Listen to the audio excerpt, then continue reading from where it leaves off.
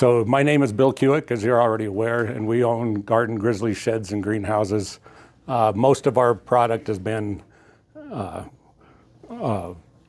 sheds so far, but I've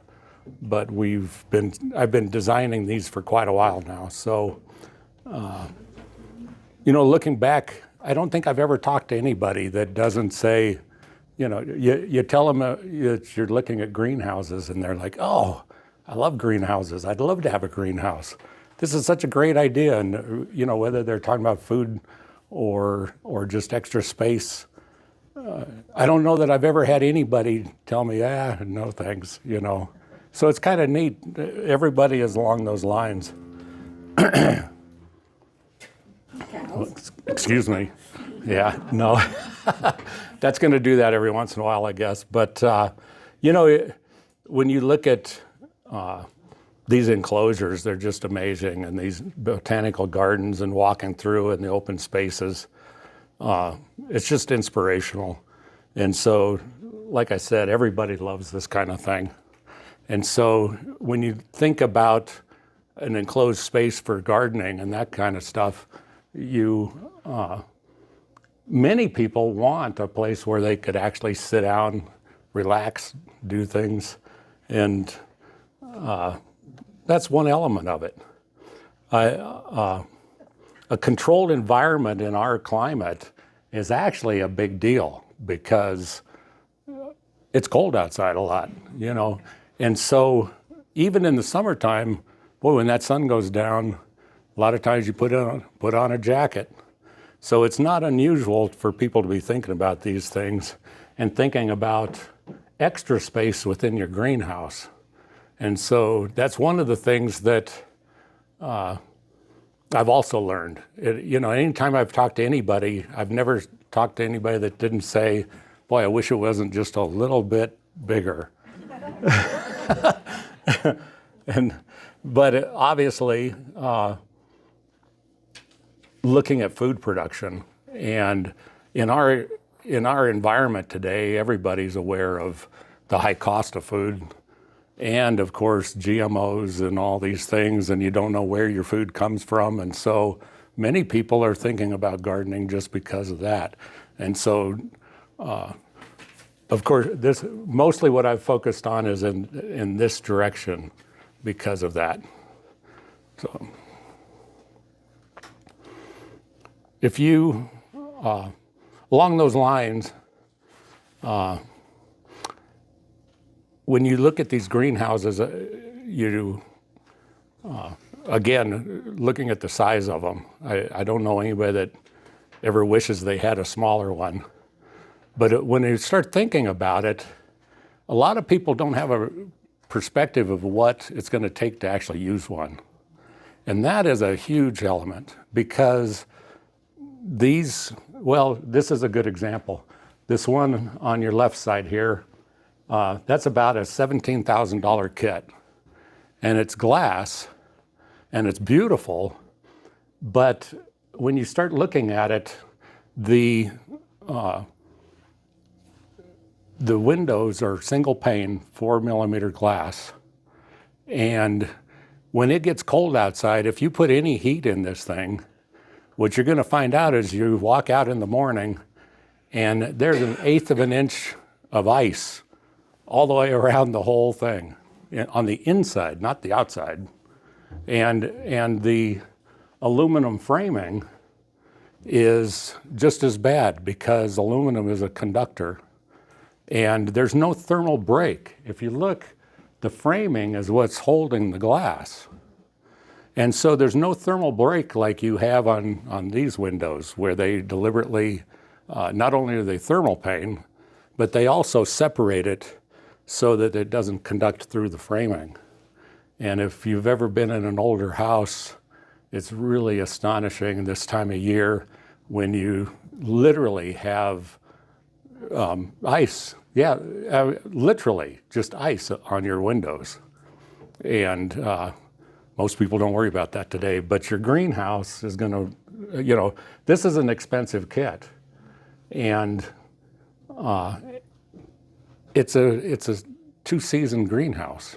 You you can't fix that problem. The one on the other side, I don't have any idea what that costs, but yeah, way more, yeah. But it's the same problem. You've just got a single pane of glass, and it's not going to work. And so I just cringe every time I look at these things. Bill, what are the one on the left? What were the spikes on the top of that to keep birds off? It will keep birds off, which is actually a good thing. Yeah, they do land on there, and it's also ornamental, of course. But I think you're correct. I think birds do land on top of these things. It's usually not a huge problem, but it is a problem. Yeah, so that's what I wanted to mention about the ice on the inside of these in the wintertime. And perfect time, we're in February, so it's a good time to be thinking about it. But if you look at that glass greenhouse, did you know that it's got the same R value as this plastic, single pane of plastic? This is just called a cold frame. And if you roll the plastic down on the sides and close it up, it has the same insulation value as that multi-$1,000 wonder over there. So that's something to think about. It really is. So along those, yeah, so it looks like this is a big greenhouse, but once you start putting all kinds of stuff in it, you'd be surprised how fast it closes in. This is another kit. It's I just pulled this off the internet. $3,500 kit, 10 by 20. It's got 4 millimeter polycarbonate, which is I don't know. We could pass this around if you want, but it's the thinnest polycarbonate that you can buy that's double pane. Now it is double pane, so it's twice as good as that glass I just showed you, and it's not near as expensive. So that's a real plus, actually. But look at this thing. It's the same problem I was just mentioning. It's got aluminum framing holding all this together. So every morning when you go out into this, assuming that you heat it at all, you're going to see frost on every single frame. And so there's no thermal breaks. So that's another thing to be thinking about. And then look how big this thing is. Well, let me start with something else first.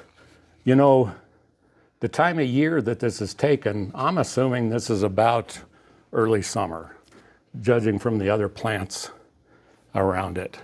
And they've got it clear full of plants, but sometime around this time frame of when the picture was taken, or maybe another couple weeks, if they don't completely cover, yeah. Thanks, Bill. If they don't completely cover that with netting or something, all those plants will just burn up. In fact, I wouldn't be at all surprised if you looked behind the scenes, if you found out that what they did was they staged the whole picture and brought all these plants inside, took the picture and said, all right, now, for marketing.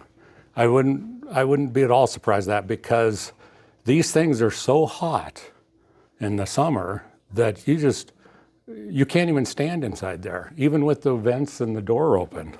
And then look how big this is. This is a 10 by 20. This is a nice greenhouse. But let's take another look. So if you actually see a different perspective, I'll bet you that person's actually about 5'10", by the way. Probably not a real big man.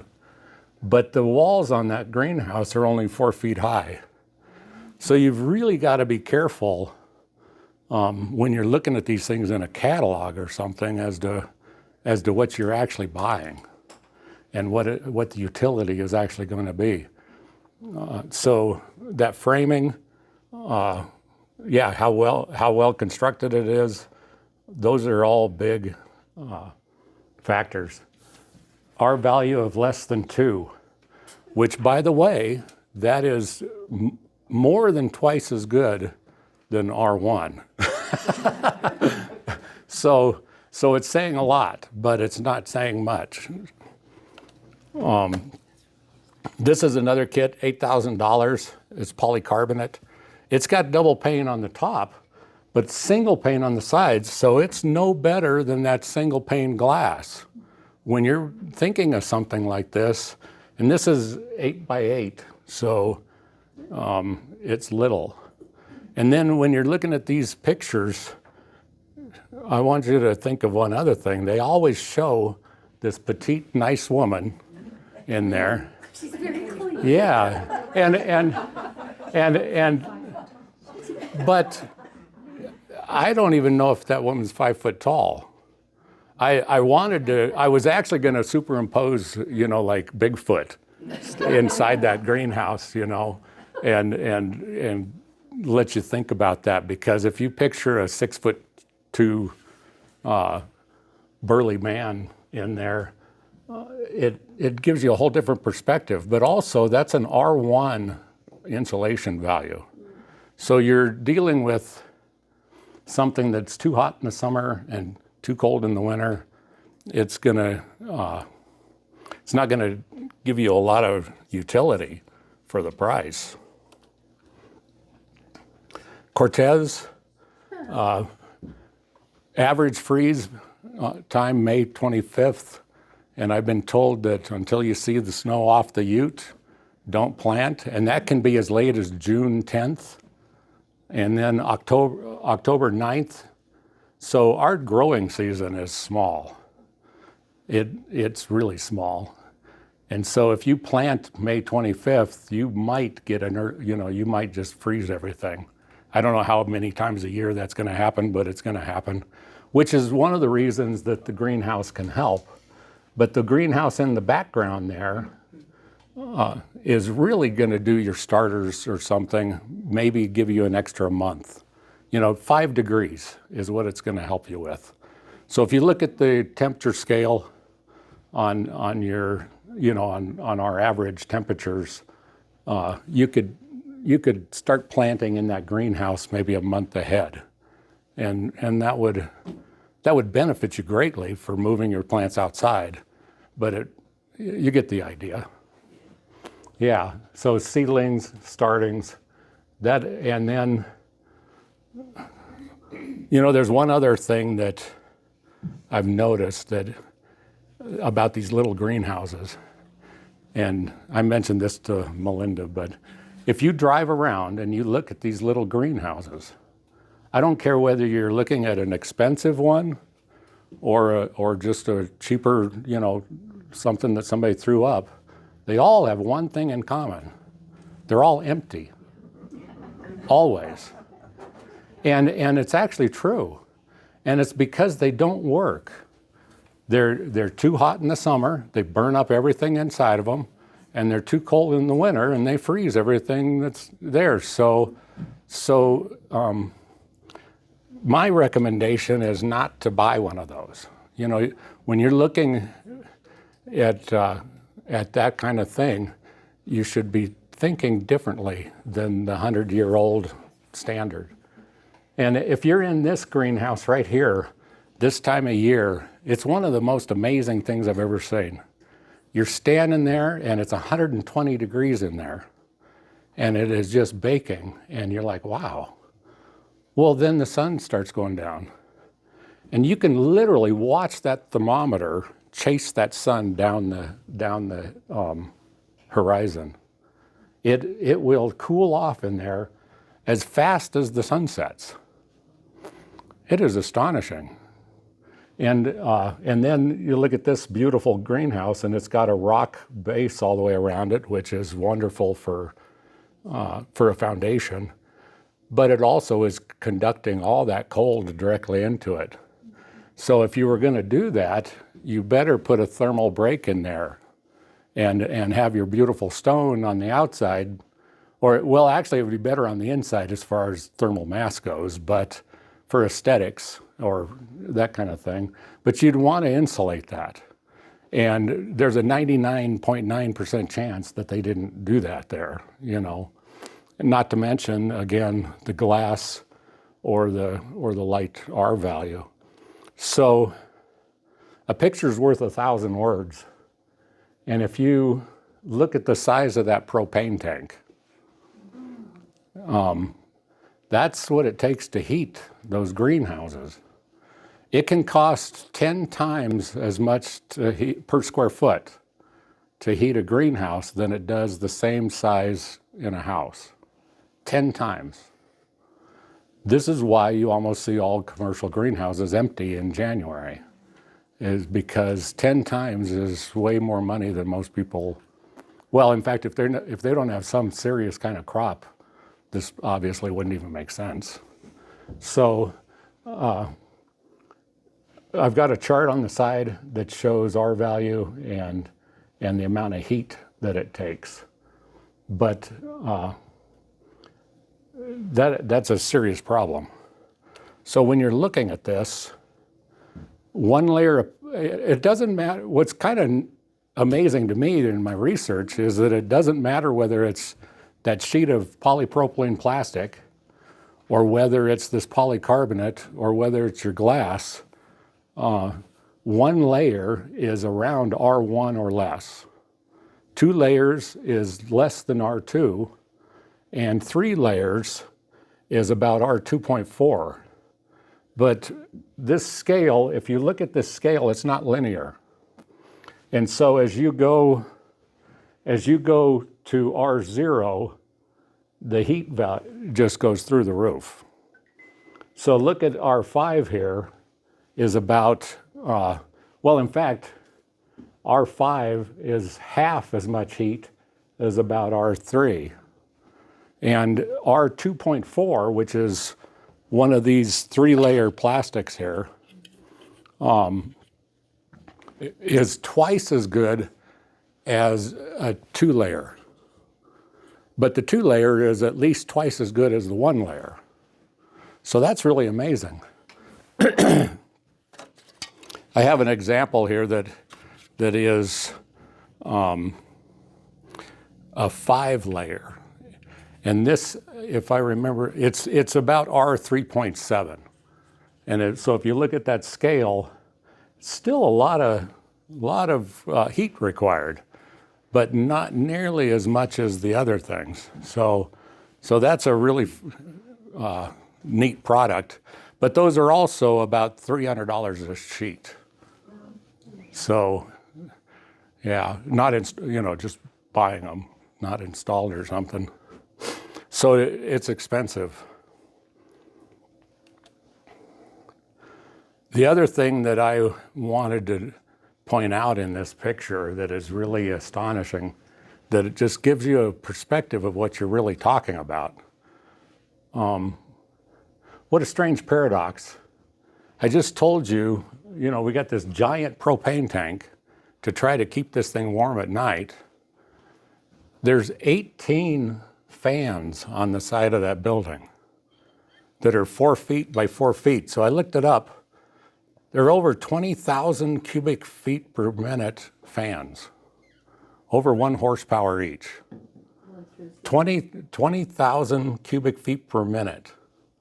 It'd empty this room, I should say replenish the air in this room in about, I don't know, yeah, a couple seconds, 10 seconds, maybe less than that. And there's 18 of them across there.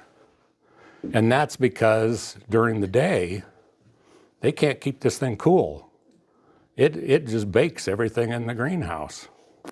My guess is this is taken in the wintertime, this picture, because I don't see like netting or something over the top. So there's several methods that they use to do this. One is what they call whitewashing it. And they literally go up and spray paint on the top of the plastic and whitewash the greenhouse. And it reduces how much heat's going through. And it also reduces how much light's going through. the amount of sunlight that you get is 9,000 to 10,000 candle power. And to put that into perspective, all your plants that are sunlight plant, constant daylight plants, they need about 4,000 to 5,000 to grow healthy. So tomato, direct sunlight plants. That's what I'm trying to say. Thank you. Somebody help me. Yeah. So you've got twice as much light as you need in the summertime. And so what they do is they can reduce this by as much as 65% to help out. And by the way, you can buy white plastic that is translucent, and it does this for you, which is extremely wise, and I'll show you where I would recommend that. The other thing that happens is you put netting, and this is at least 65%. So you can net the whole thing. And you notice their plants are doing great, even though they've got the whole thing covered. Well, you could have done the same thing with that white plastic. It's about the same. It's about 55% light reduction. So in most cases, that white plastic actually works for most of your plants. But okay, so why do you got to do this? What I was just talking about was those giant fans all the way down that greenhouse. Well, sunlight, if you look at the solar gain, you've got 900 to 1,000 watts of power coming in every square meter. And so another way to say that, just to put it into perspective, would be that if every yard, every 3 feet in all directions, you laid down a space heater in here, literally every 3 feet down this greenhouse, and turned them all on. Can you, on their low or medium setting, can you imagine how much heat that is? That's how much sunlight is coming in. We live in such an amazing place for solar, it's incredible.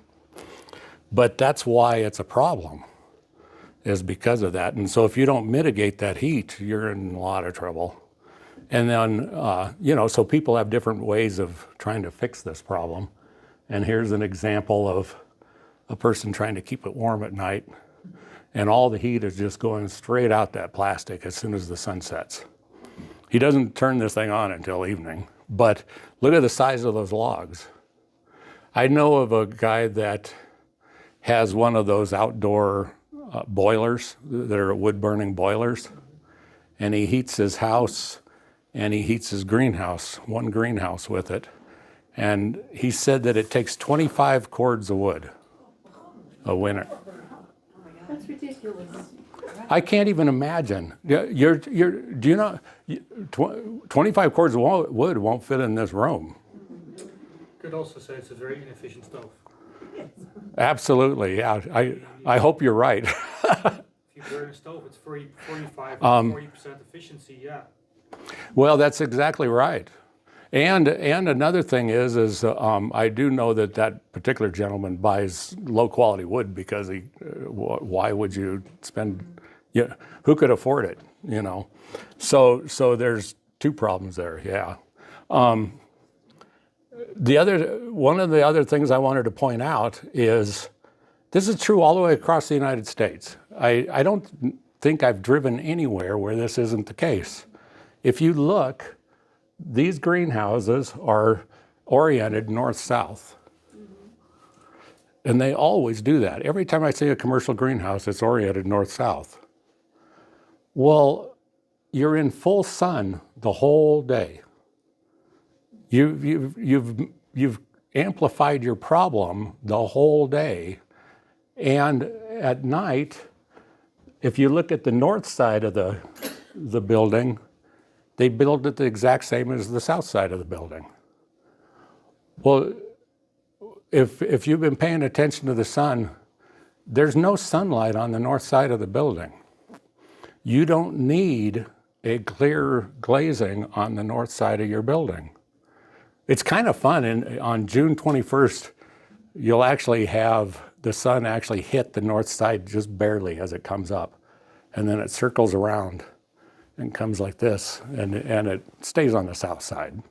But, so my point in mentioning this is that you're maximizing your exposure at night, and you're maximizing too much sun during the day, and you've done nothing to mitigate your coldest part of the structure. And then we wonder why it doesn't work. So that's something that the Chinese have figured out. This is a province in China, and I don't think I wrote down the name of it. It starts with a W, but that doesn't help you any. But there are thousands of these greenhouses, and I mean thousands. And I've been told that most of them are family farms, which is kind of neat. They own a few greenhouses, and they supply. Well, they sell, and that's how they make their living. But these are really neat. The first thing to notice is they're not north-south, they're east-west. All of them. And it's really neat, because here's one that just recently was built in Canada that was a reproduction of those, that a Chinese guy, I got it off the internet, but recognize what's going on here. First of all, even the sides aren't clear, because they didn't need it. They've got all this sun, and this is facing south. The north side of these are about 3 feet thick of clay, all the way up. And so they are using thermal mass on the entire north side, and then it's insulated. So it's a layer of insulation, and then it's thermal mass, and then a greenhouse, and it's facing south. And then they insulated both the side walls so they don't lose heat. And they don't need the extra sun because there's lots of sun. So when you're looking at this kind of thing, here's a picture of what happens between summer and winter. Right where we live, on June 21st, the sun is at 79 degrees. So it's about that angle right there.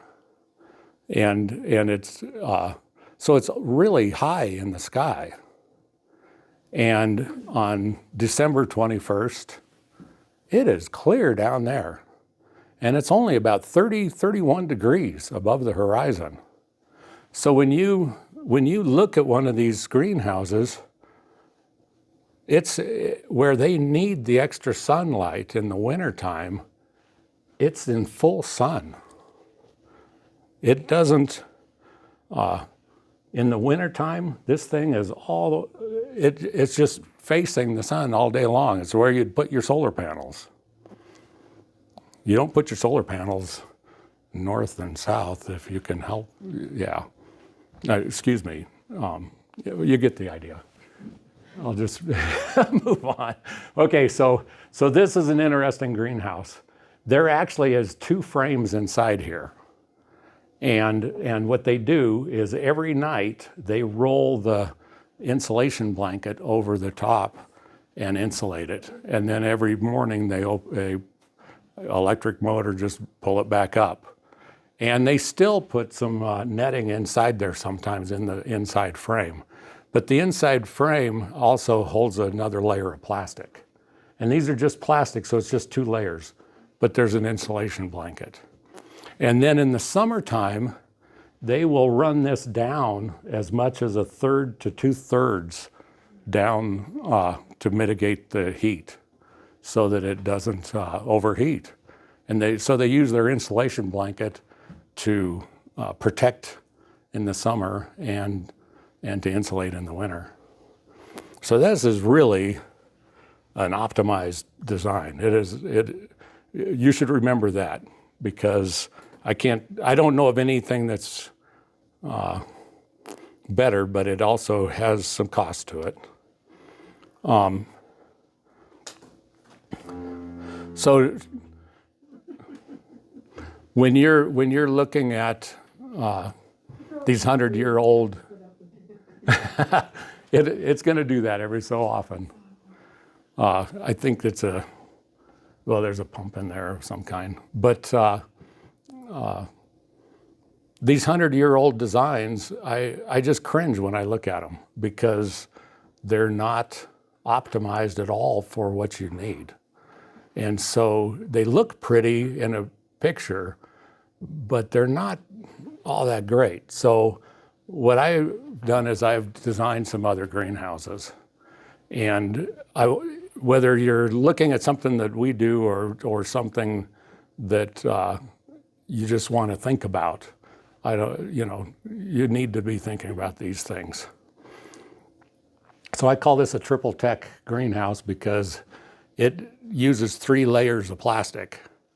And so it's inexpensive, but it's got the R2.4 R value, which is twice as good as 2 layers, and it's 4 times as good as 1 layer. So it's dollar for dollar, it's a good deal.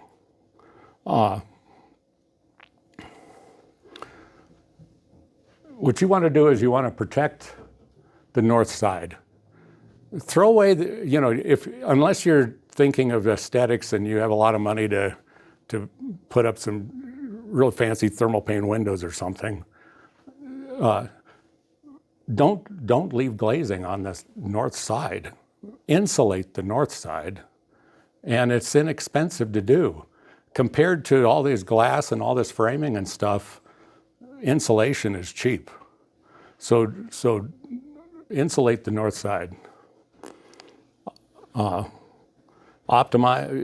Insulate on the north side. Minimize winter frost line. So if you don't put a frost barrier down in the ground on your greenhouse, let's just take a big greenhouse, something this size or something. Well, the inside 3 feet in the winter is unusable, because the frost line is going to pull that cold right out. It's going to pull the heat right out of the greenhouse. And so, right where we live, we got 32 inches building code to be under the frost line. Well, so why are you building a greenhouse and setting it on a concrete slab, or setting it on gravel, or setting it on, or growing beds, and not keeping that frost out from the ground? And so, at least as a minimum, bury some styrofoam as a insulation barrier to keep the frost out in the ground. It's a bigger problem than you realize. What about the summer sun? The summer sun is a huge problem. So you can actually, and I've been redesigning some of my product because of this, because you can actually cover 2/3 of that greenhouse and have plenty of light. And then, remember what I said? In the middle of the winter, the sun is clear down at 30 degrees. Well, so this greenhouse, when it's winter, actually has the sun reflecting off the back wall. Because the sun's that low. That's really incredible. Thermal mass. Remember what I said about the Chinese greenhouses? They've got 3 feet of thermal mass on the back wall. So if you don't do something to store that, you've got all the heat in the world all day long. Well, if you store it, you've got all the heat in the world all night long, because it'll transmit that out. So what they call these are thermal batteries. And so utilizing a thermal battery is really smart. So what I did here was I actually used steel siding halfway down on the sides and on the back wall. And then what I did, what is kind of an interesting double use of material, styrofoam in the ground, nobody likes to work on their hands and knees, so having raised beds is a wonderful thing.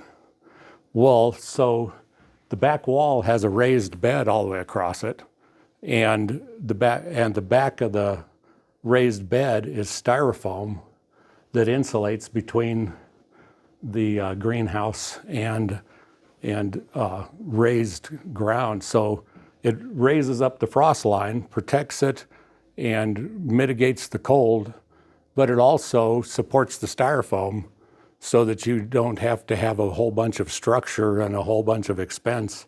And again, I'm thinking about cost. You know, if a person has plenty of money, well, I would actually recommend using ICF forms and pouring concrete in those areas. Well, yeah, but if you don't have an extra 10 grand or something, you know, that's all money. Well, styrofoam's cheap. And if you support it on both sides by dirt, it just sits there. So why not? So, by the way, this steel is only twice as expensive as putting in the double layers of plastic. And you got to replace the plastic. Now that white plastic, I've had some of that for 10 years. But the clear stuff, usually 5 years. It depends on whether you're inflating it properly. The wind will destroy it in a month. If you inflate it properly, it just sits there. It's wonderful. It's amazing is what it is. But steel is not expensive. And then you can insulate that. And so it's zero maintenance forever. And what have you done? You've taken your north side and thrown it in the trash can. You didn't need it in the first place. And you insulated it so it's not this huge. Where's the coldest temperatures all winter? On the north side. What have you done? You've made a freezer across the whole back of your greenhouse. So don't do that. I don't care what one you buy, don't do that. What a mistake. We've got this is a 10 by 8, and it's got a thermal battery 2 feet in the ground. And I'll show a couple more pictures of that. But what we did on this greenhouse, it's just optimized for growing. It's not, there's no patio in here or something. It's just got grow beds all the way around it. But like I said, I took styrofoam underneath here. And so those grow beds support the styrofoam on one side, and the raised ground supports it on the other side. And it's just a very economical way of getting rid of your cold in there. But there's also tubing, and I was going to bring some and I didn't. I don't know if you guys know what Corex tubing is. It's just this heat tile tubing that is the cheapest stuff you ever saw. And it's like somebody made it especially for us because it's corrugated so that it doesn't collapse when you put it in the ground. But because it's corrugated, it's got huge surface area. And plastic's a poor conductor, but this stuff is thin and it's corrugated. So it's just got an unbelievable amount of surface area for transmitting heat. So there's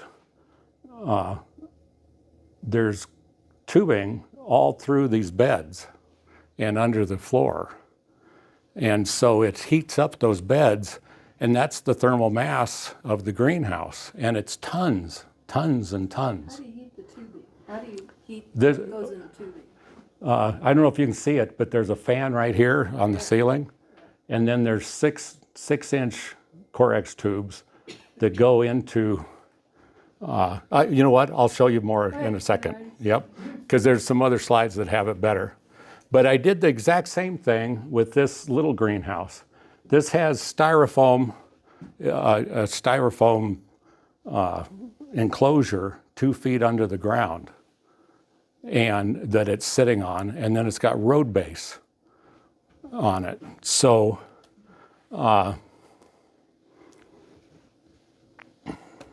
let's see. I don't know if I'm getting ahead of myself or not.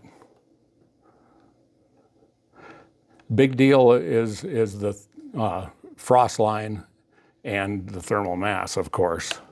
So this shows, it doesn't show everything, but this picture shows what's inside of those raised beds. And what's fascinating is if you take concrete and look at its thermal characteristics, or road base, I don't know if you're familiar, you know, they build roads with it because it packs down. And so it's got a certain amount of sand in it and a certain amount of rock, and it's designed to pack. Do you know that it has basically the exact same thermal characteristics as concrete? And you can buy road base cheap. So what I did with that little greenhouse is I made we packed road base in there. But the other thing is water. Water is amazing. It's 4 to 5 times the heat capacity of like rock or concrete or something like that. But what most people don't realize, they always give this number, but that's by weight, not by volume. But if you do the calculations, water is still twice as good as something like concrete or sand or road base. By the way, topsoil doesn't hold much heat, but these other materials are pretty good. But water is twice as good by volume. So if you take something like one of these IBC totes, what I did was why did it do that? All right, what I did was, I guess we had a power failure. Maybe I kicked the plug. Well, the TV went out too, so at any rate, it doesn't matter. Those totes, I buried them in the ground, partway. So, and then the raised bed is at the top of the tote. And what that does is when you pump all that heat under the tote, in fact, it's like somebody made that for us too, because there's always, they're pallets, so there's a air space. So if you pump all that heat underneath there, you've got a manifold for taking all your Corex tubing out, and it's heating from underneath.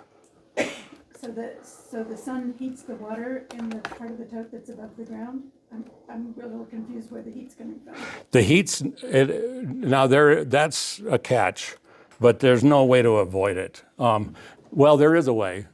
Do the Chinese thing. Put your thermal mass on the back wall. But where's the best place for your heat? If any of you have in-floor heat, you just love it because cold air settles. This is warm, so then it heats it up. So the best place to put your thermal mass is in the ground. And so putting it in those raised beds, right where the plants need it, and putting it in the ground is the best thing. So to answer your question, it can't be. Where are we now? We're in Arizona, yeah. Yeah. I didn't tell you that my degree's in aerospace engineering. Sorry. Oh, cool. Yeah, but I like airplanes. I was gonna change my screensaver and I didn't have time. I was working on it and we just decided we better leave instead. So,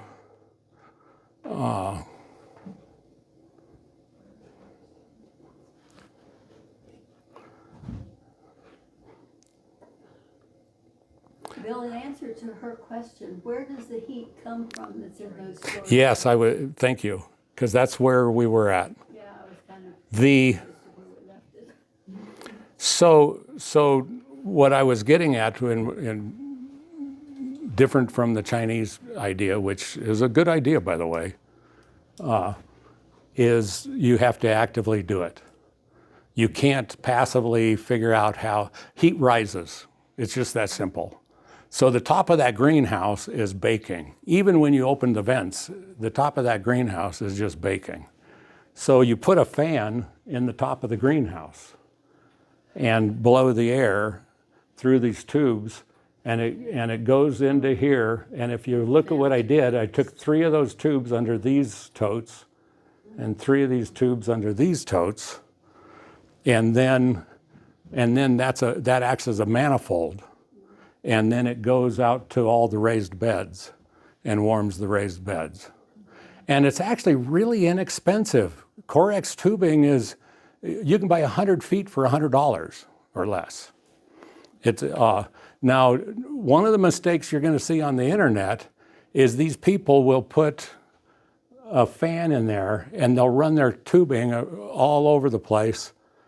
If that tubing is more than about 20 feet long, it's already taken all its heat out. So you have to do it, you need it to be 20 feet or less ideally. Some of these are easily that long. And then you need them multiple places. You need them 18 inches apart. You don't need them one going through the whole greenhouse. It's just not going to work. It already dissipated its heat from here to the wall, and now it's done, and now you got, what are you doing? So recognize you need a manifold. You have to have a lot of it because air is a lousy conductor compared to water. So your hydronic system in your floor is 25 times better at transmitting heat. But air is cheap, and if it leaks, who cares? You know, that's not a bad part of that. Just out of curiosity, have you ever tested the heat, the temperature of the water? Unfortunately, I have not built one of these. Oh, okay, I just wonder. Yeah, full disclosure, yeah, but I have built one of these. And this is that little greenhouse. And so it's got the same type of thing. It's got fans that blow the air through the Corex tubing. And this is shown with some of the road base already in place. So put the Corex tubing down, put a layer of road base and packed it, and then put those drums all the way across the back wall. And they're this far into the bottom. Well, so now what a wonderful bench you have for your plants. So there's 2 things that are going on here that I've never seen anybody else do, and it's only a matter of time. But when you fill this up with the rest of the road base, that's your thermal mass that you're pumping heat into all day long. Well, since the drums are next to the road base, they're heat pumps. So as the ground at night, as the water cools off, it settles because it's a liquid, so it has convection currents. And so it picks up the heat from the road base and takes it to your plants where you wanted it. And it does that all night long. So it helps to heat the greenhouse. And it turns out that works pretty well. There's a shelf on top of the barrels, and the barrels are painted black so that they can absorb some heat. And Shut up the valve going upwards, because let's suppose at night, let's suppose your barrels are, let's say 40C, 100F, whatever. Heat rises. It's first going to rise up to your vertical tubing and going to go out towards your fab. It is going to circulate some. You're correct in that. So this one does not have any type of valves to physically shut it off, but it takes it. So it is circulating some of the heat back out around, but that's also partly keeping your greenhouse warm because it's circulating. Now, unfortunately, it's putting it at the top, but most of the heat is being generated from the air hitting the floor and going around these barrels. That's keeping it warm. So if you wanted to, you could put a valve. You could put a damper on it. One of the things I did, actually, we actually have some of this in our house, but what I did was I actually just put a plastic flap on it, and so when the fan's running, it blows the air, and when the fan's not running, the flap falls on the opening, and the air can't go out. Yeah, so I have not seen it as a problem, but you are correct that it would be better to actually shut it, probably, unless you actually wanted to do the opposite. Sometimes if you have enough heat in there, you could actually deliberately turn the fan on and warm and pull the heat actively back out of it. But I've never done that. To also tell you a little more, we used 2-inch foam on this, and it's in a wetlands area where we put this greenhouse. And as far as I'm concerned, it was not enough. There's 2 inches of foam on the bottom and 2 inches of foam on the sides. And it's such a tiny greenhouse that the frost line around it still pulls heat out. And so the gentleman that owns this, he puts in by the way, this is like in January or something, the plants that are in there. But what he does is he puts a space heater in there that he said he has to run it from about 3 o'clock in the morning until the sun comes up in January. One space heater. And if you know anything about a greenhouse of this size, that's unheard of. So I recommend using at least 4 inches of foam. And remember under it too, because this thing's so tiny that your frost line is gonna be all the way around the thing. It just is. You know, the idea that the earth is 55 degrees does not apply on something this small in the winter. So I think it's kind of neat. Those totes hold an unbelievable amount of heat. And putting that in there.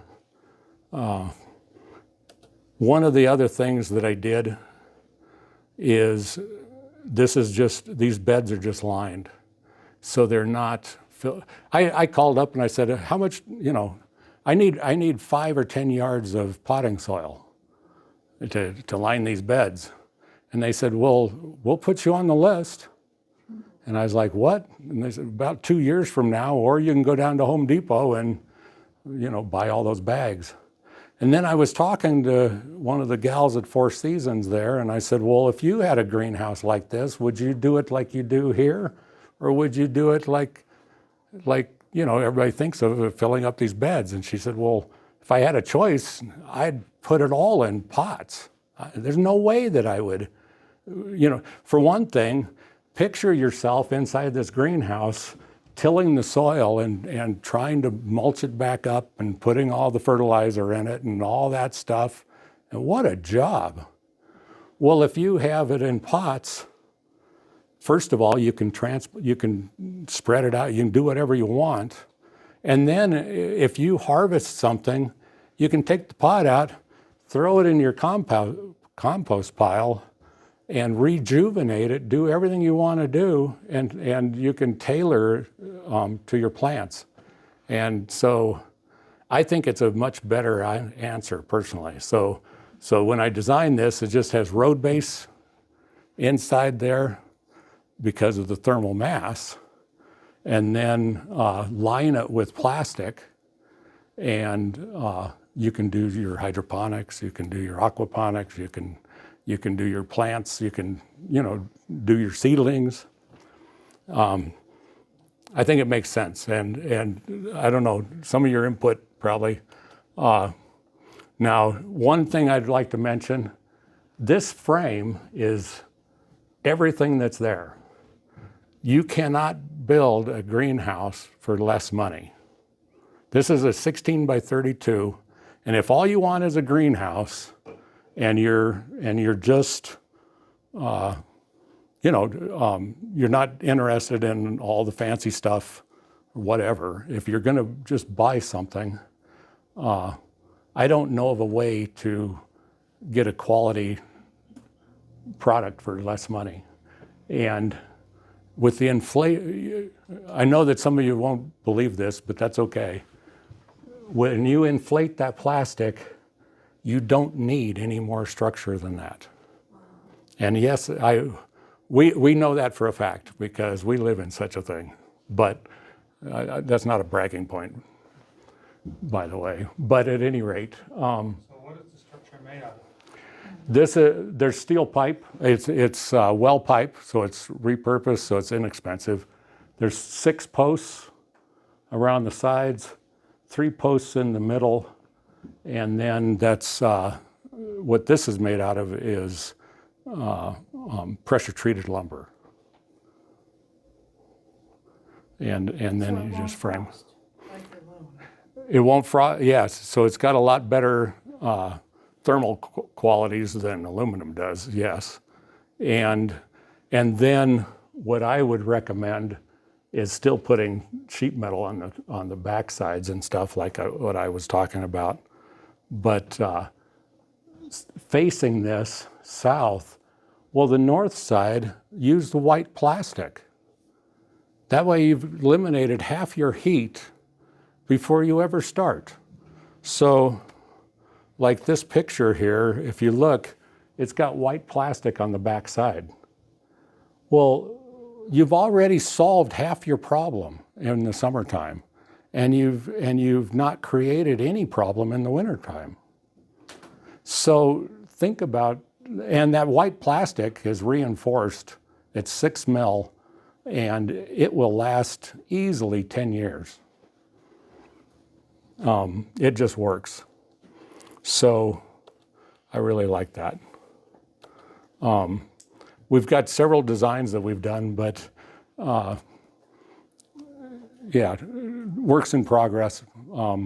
If somebody's interested in one of our products, obviously, just talk to us. And you know, part of the problem is, how much money are you trying to spend, and what is it that you're trying to do, and are you really going to put a thermal mass in there, or are you just trying to get some seedlings for springtime? And so there's so many variables that it's really not easy to come up with some of those plans. This is one that I've almost got set up. That's a Jerusalem arch. Kind of neat because putting steel on the backside solves your problem.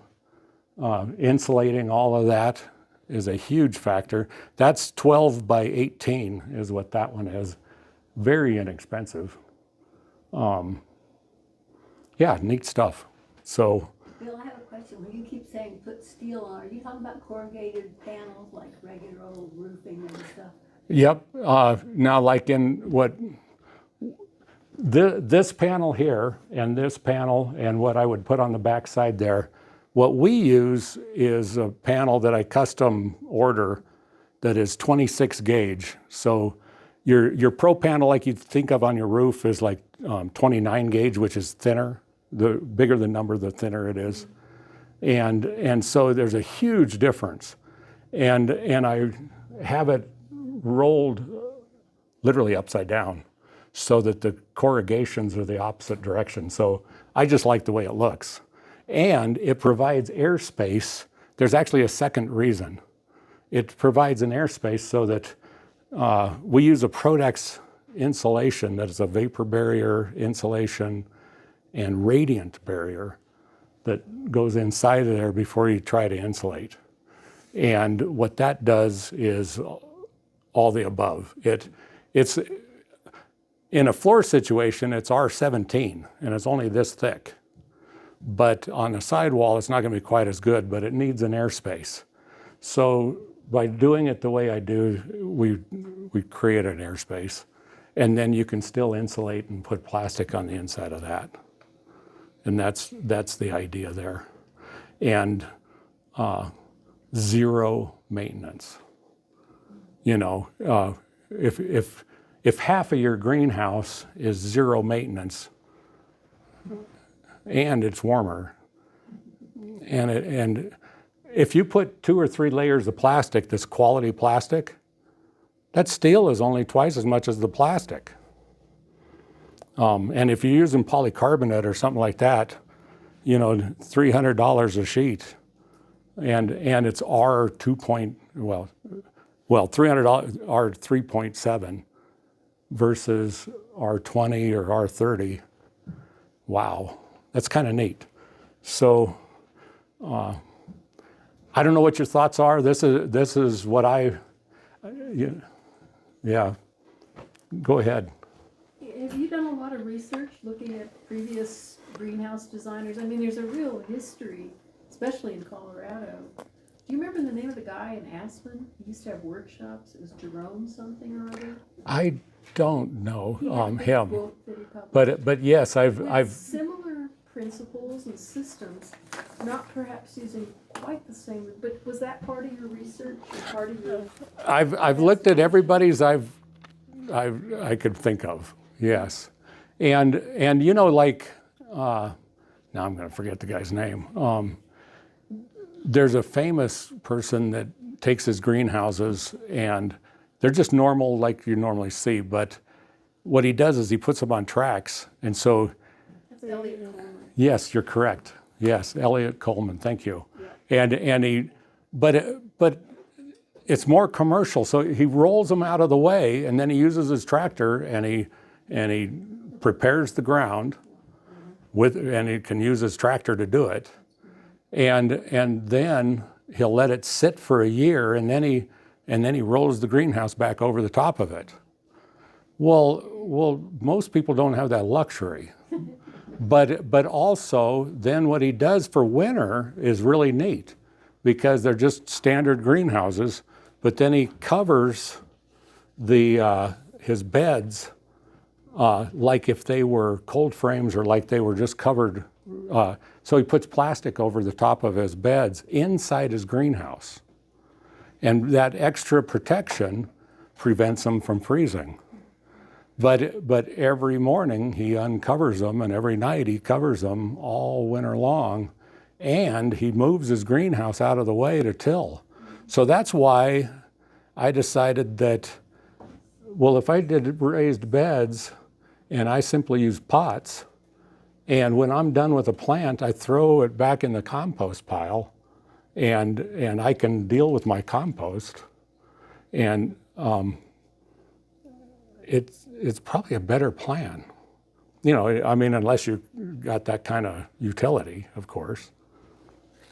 In time. Have you looked at any designs that are built into a hillside with the south facing? Well, you think about the Chinese deal. Yes. If you did that into a hillside, and you'd still need to insulate, because ground is only 55 degrees, and plants actually like a higher temperature than that to grow. So you still have the situation of the earth is technically not quite as warm as you wish it was. And so it would still be nice to insulate. And now, like your earth ships, it depends on what you're talking about and where you're at, because dirt is a lousy conductor, but it does conduct.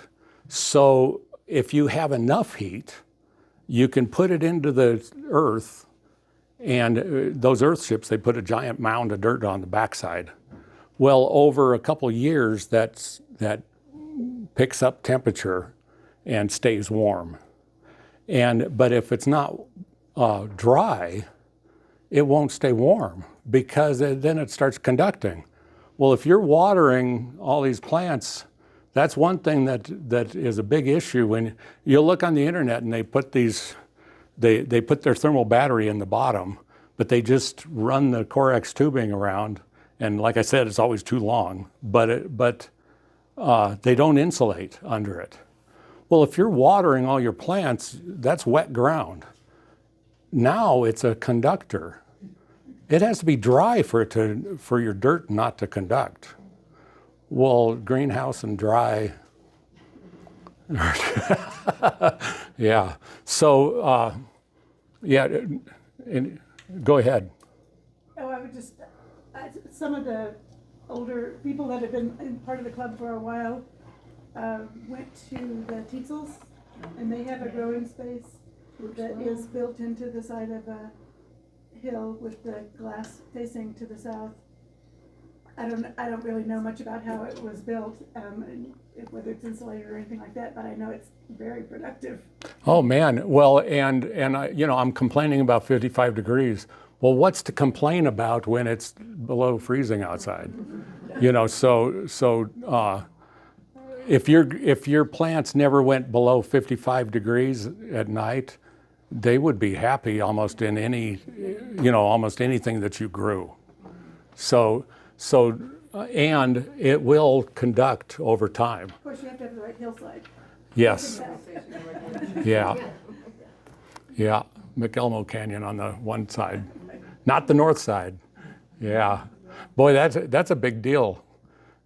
It's funny, we drive in here and these farms, just a slight slope. And it's just barely sloping south and it's all dry. And then you just barely slope north and it's all snow. And I mean, we're just talking about little hills. Wow. Just, how can that be? Do we have any other questions from Mr. Kuik? Yeah, there's the plastic, the whole notion of using plastic, using styrofoam, using materials that some people think are, they're releasing those gases and things. Have you considered designs and materials that are very much platinum rated as far as being green? I mean, I know it's a well, there's so many different views on that. It's actually humorous because I see these stupid videos all the time, and here's this fiberglass wonder structure and environmentally sustainable and I'm like, what is sustainable? What are you talking about? And so these buzzwords all the time. But what I think is, okay, so styrofoam is a petroleum product. And if you buy quality foam, it can last 30, 50 years or more. Well, by my way of thinking, that's not bad. But it's off-gassing. Well, if it's only going to off-gas if you have high temperatures, like where it's being used.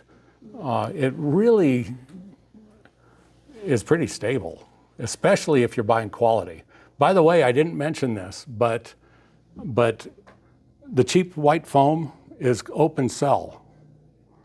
What that means is it absorbs water. It won't work over time. You have to buy closed, if you're going to use any of the styrofoam I was talking about for insulation in the ground or wherever, it has to be closed cell foam, which is a more expensive foam, and it's just going to sit there forever.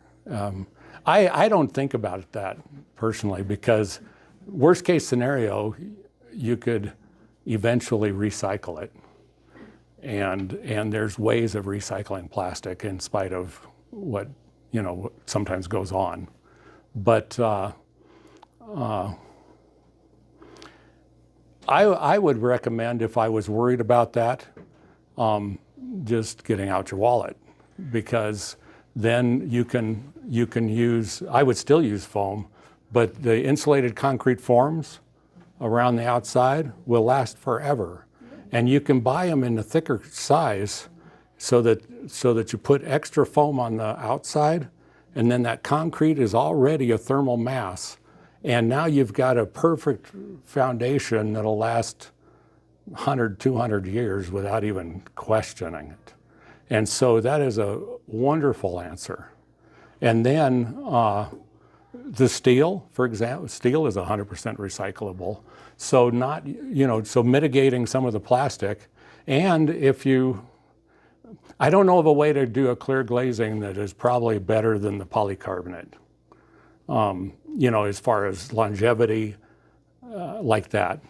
But, how much money are you spending? That's why I said it's really hard to talk to people, because one person, I've seen a few of these that were similar to what I've got that are at least 4 times as much money. In fact, easily $100,000, $200,000 in that little 16 by 32 greenhouse. And I'm not exaggerating. So thank you, Bill. I hope. Everybody clap.